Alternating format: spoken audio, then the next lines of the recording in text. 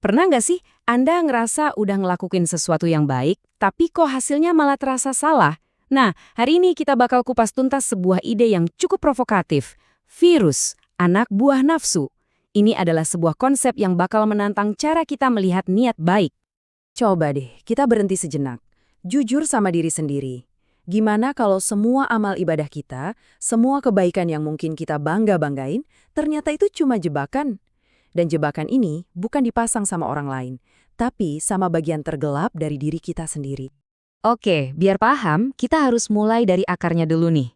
Jebakan ini tuh halus banget, saking halusnya ia sembunyi di tempat yang paling kita nggak sangka, di dalam kesalehan kita sendiri.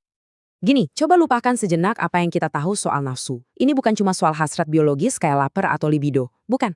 Sumber ini ngegambarinnya sebagai sesuatu yang jauh lebih dalam. Sebuah penyakit hati, semacam virus spiritual yang nyerangnya itu bukan tindakan kita, tapi niat di baliknya. Nah, dari semua penyakit hati ini, ada satu nih yang paling licik. Dia nggak datang dalam bentuk kejahatan yang jelas-jelas kelihatan, tapi justru nyelinap pakai jubah kebaikan. Dia itu bisikan halus di dalam hati yang haus pujian, haus pengakuan atas kesolehan kita.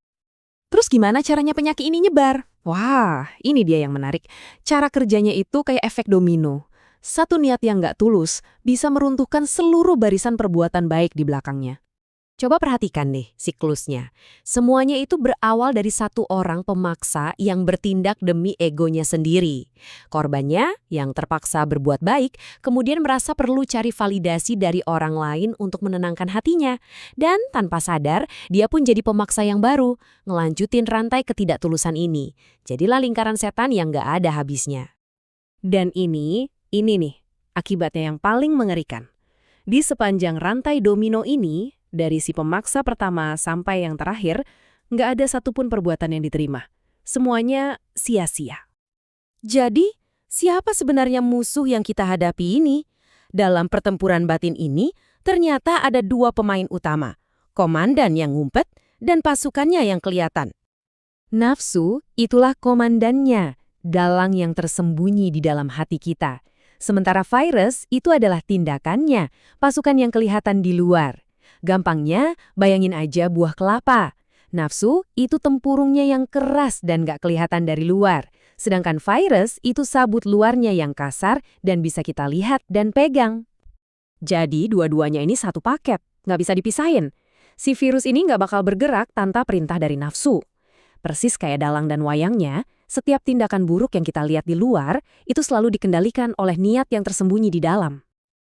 Oke, kita udah tahu penyakitnya. Pertanyaannya sekarang, obatnya apa dong? Gimana cara kita sembuh? Nah, ternyata jawabannya itu nggak ada di luar sana. Jawabannya ada di dalam diri kita masing-masing. Kalau kita anggap spiritualitas itu sebuah perjalanan, maka nggak ada satu peta yang cocok buat semua orang. Sumber ini negasin banget kalau setiap jiwa itu punya jalurnya sendiri-sendiri, kurikulumnya sendiri yang unik. Jalan yang unik ini ditentukan sama dua hal. Yang pertama kodrat, ini semacam cetak biru jiwa kita. Yang kedua adalah iradat atau level spiritual kita saat ini. Sederhananya gini deh, kita kan nggak mungkin ngajarin kalkulus ke anak TK, ya kan?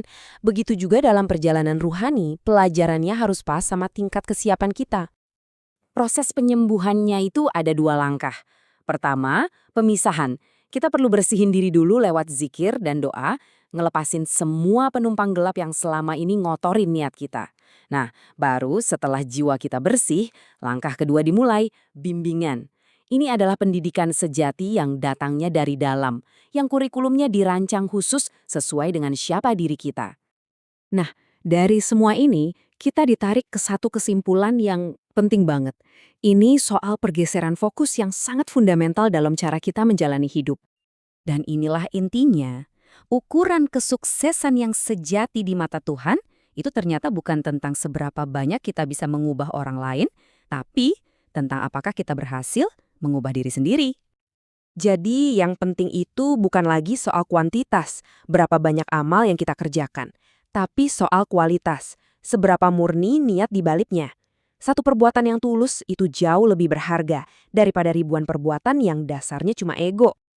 Dan pada akhirnya nih, semuanya balik lagi ke satu pertanyaan jujur yang harus kita tanyain ke diri sendiri setiap saat. Setiap kali kita berbuat baik, coba deh tanya ke dalam hati. Aku melakukan ini untuk siapa? Untuknya? Atau untuk dapat pujian mereka? Jawabannya menentukan segalanya.